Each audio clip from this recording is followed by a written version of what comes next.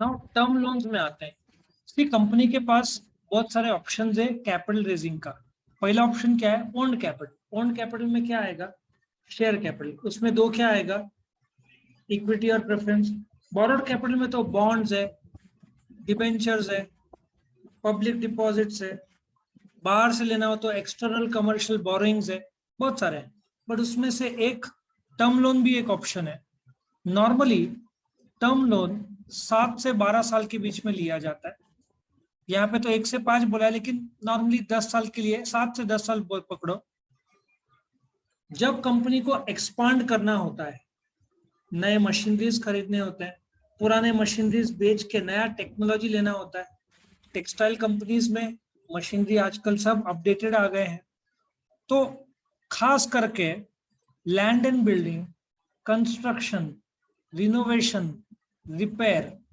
अब समझो मॉडर्नाइजेशन में क्या होता है, तुम एग्जिस्टिंग टेक्नोलॉजी को अपग्रेड कर रहे हो by a newer version. For example, जो इंटेल का चिप्स आते हैं ना, कौन सा कोर इंटेल का, जो पहले तो कोर 2 डियो था, फर्स्ट सेकेंड थर्ड। अभी i5 से महंगा कौन सा है? i7 रहा तो तुम्हारा लैपटॉप लाख के ऊपर तो चला ही गया सब आराम से। उसमें भी ये 10 जनरेशन, ये तो i5 है। i7 तो तुम्हारा लैपटॉप 50 से 80 हजार का रहता है। i7 जाना है, बढ़िया करो मॉडर्नाइज, लेकिन स्पीड गजब का मिलेगा। i7 मतलब बोलते ना बुलेट की तरह चलेगा। उसमें भी i7 i9 है कि नहीं मुझे पता नहीं, आया मतलब 1.5 लाख 2 लाख मेन कॉस्ट उसका जाता है। तुमको मॉडर्नाइज करना है तो तुमको कर्जे की जरूरत पड़ेगी, क्योंकि एनीथिंग मशीनरी जो है, एक जेरोक्स मशीन पहले सस्ता आता, आजकल सब कंप्यूटर बेस्ड हो गया। जेरोक्स मशीन 4-4 5-5 लाख के एक आते हैं, पहले 1.5-1.5-2 लाख के आते थे। अभी सब एडवांस टेक्नोलॉजी। पहले 1000 पेज को ऐसा सोचो घंटा लगता होगा, अभी 1000 पेज 5 मिनट 6 मिनट 7 मिनट में निकाल देता है। प्रिंटर भी अभी इतने फास्ट हो गए। सो हर चीज तुमको मॉडर्नाइज कर सकते हो, इक्विपमेंट, ठीक है, मशीनरीज। तो ये मीडियम और लॉन्ग टर्म फाइनेंस में आता है, क्योंकि तुम बिटवीन 5 to 10 years, लेकिन ज्यादातर 7 से 10 साल के लिए लेते हो। तुमको आरबीआई गाइडलाइंस देखना पड़ेगा। तुम्हारा balance sheet, profit and loss account देख के दिया जाएगा, ऐसे डायरेक्टली देंगे नहीं। सिक्योरिटी, तुमने जो मशीनरी खरीदा वो बैंक के पास कागजात गिरवी रहेंगे, तुम खुद से बेच नहीं सकते बैंक के परमिशन के बगैर, ठीक है ना, तुमको इन्फॉर्म करना पड़ेगा। और अमाउंट ऑफ लोन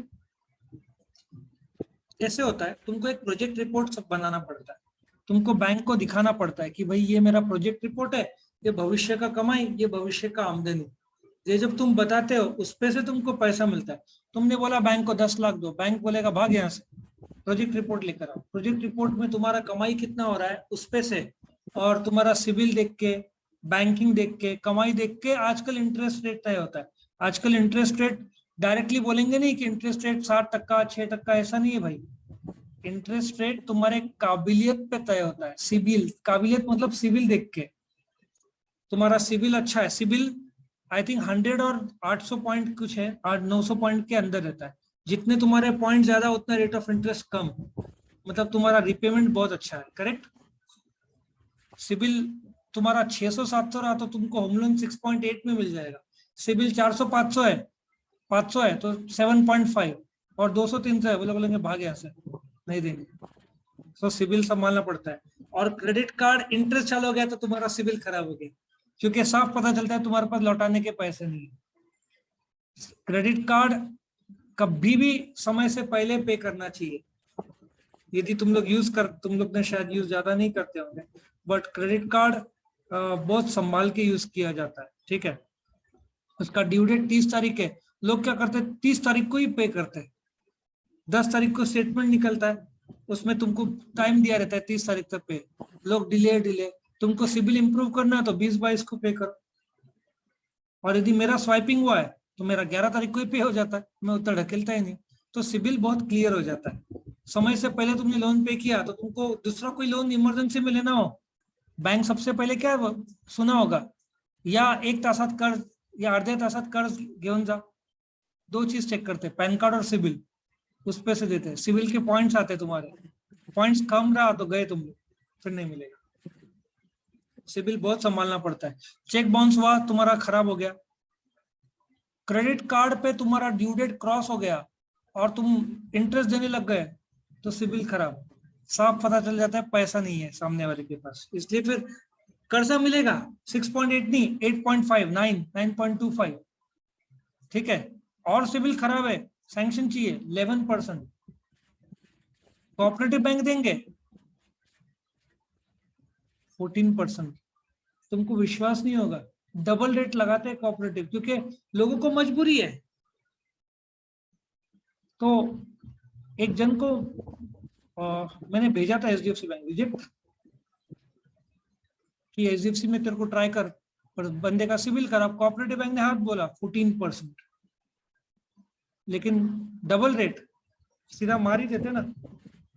लेकिन तुमको मार्जिन मनी डालना पड़ता है, डिपेंड करता है 15 to 25%। करोड़ रुपए चाहिए तो 20 लाख खुद का डालो, 80 लाख का ही कर्जा मिलेगा।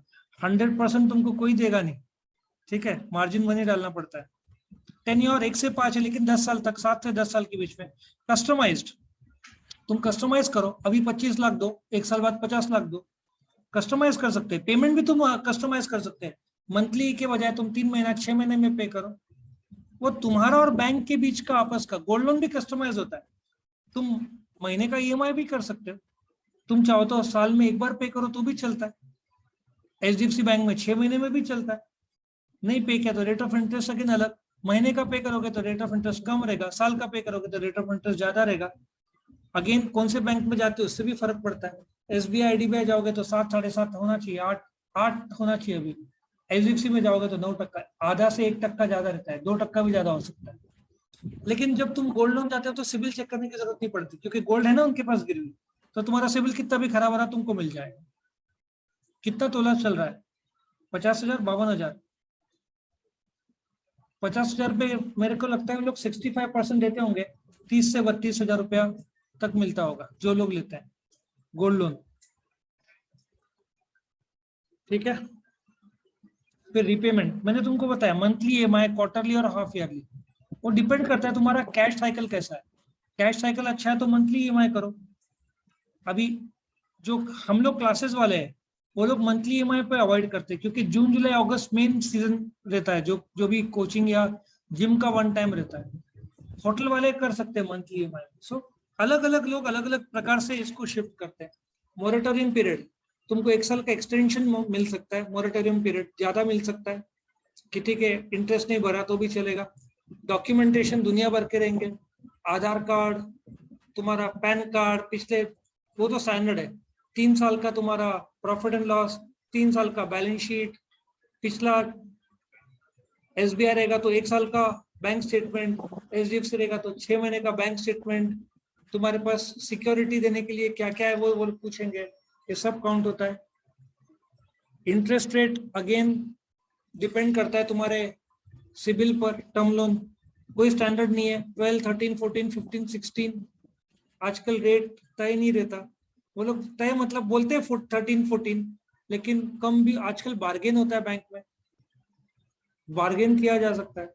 वो लोग खुद बोल देते हैं ये लिस्ट है, इससे कम नहीं कर सकते, फिर रोके फायदा नहीं। ज्यादा का तुम कम कर सकते हैं बार्गेन करके, लेकिन सिबिल तुम्हारा स्ट्रॉन्ग चाहिए। सिबिल वीक रहा तो बार्गेन नहीं होता। टैक्स बेनिफिट्स क्या है? इंटरेस्ट फिक्स्ड और फ्लोटिंग, कौन सा लेने का? इसमें आजकल के बहुत सारे नौकरी वाले लोग बढ़ जाते हैं इसकी वजह से, नॉलेज की कमी। बैंक कभी भी तुमको फ्लोटिंग चिपकाएगा, कभी भी। फ्लोटिंग क्यों? अभी रेट ऑफ इंटरेस्ट सबसे कम है 6.8, 7.25। आगे चलकर इंटरेस्ट रेट इससे कम नहीं होना है, बढ़ना है। तो जब बढ़ेगा तो तुमको भी रेट ऑफ इंटरेस्ट बढ़ जाता है, लेकिन तुम्हारा ईएमआई नहीं बढ़ता। ईएमआई उतना ही रहता है। लोग सोचते हैं कि चलो जिंदगी चल रहा है। लोन, होम लोन मिलता है 20 साल के लिए, 20 साल होने को आया तो वो लोग बोलते हैं चलो खत्म हो रहा है ना। बैंक बोलते काय का खत्म हो रहा है, 22 साल, 2 साल। तुम बोलते हो कैसे बढ़ गया? उन्होंने बोला रेट ऑफ इंटरेस्ट बढ़ गया, उसका कवर अभी कर रहे हैं। फ्लोटिंग रेट रहा तो एंड में तुम्हारे 1-2 साल बढ़ जाते हैं। तो फिक्स कराना है तो 6.8 नहीं मिलेगा, 8.2 मिल लगेगा, 8.59। और पहली बात तो बैंक देते ही नहीं है फिक्स, क्योंकि फिर भविष्य में 12% हो गया तो उनको 8 पे ही लगाना पड़ेगा, फिक्स पे कोई देता नहीं फ्लोटिंग। अच्छा, और तुम चाहते हो 20 साल का ही गैप रहे, उससे बड़े नहीं, तो तुमको जब रेट चेंज हुआ तो बैंक के पास जाना पड़ेगा, बैंक को 5-10 हजार का जो डिफरेंशियल कुछ रहता है वो देना पड़ता है, फिर तुम्हारा 20 साल ही रहेगा। वो डिफरेंशियल नहीं दिया तो तुम्हारा हफ्ता 20 साल के ऊपर बढ़ता है, 21-22 तक चला जाता है कुछ लोग का।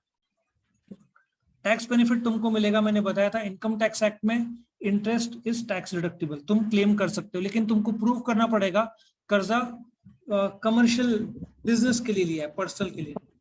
और डिफॉल्ट हुआ तो तुम्हारा मशीन गिरवी है जब्त हो जाएगा, सिबिल खराब हो जाएगा, भविष्य के कोई बैंक तुमको देंगे नहीं। और एक और है ओटीएस। ओटीएस क्या होता है? One time settlement. तुम्हारा 1 करोड़ का कर्जा है, तुम दे नहीं पा रहे हो, लास्ट में तुम बोलते हो चलो 80 लाख लो, बैंक भी मान जाता है, कितने खुश हो गए तुम, तुम्हारा बच गया। लेकिन वो सबसे बड़ा गधा होगा जो ओटीएस करवाएगा।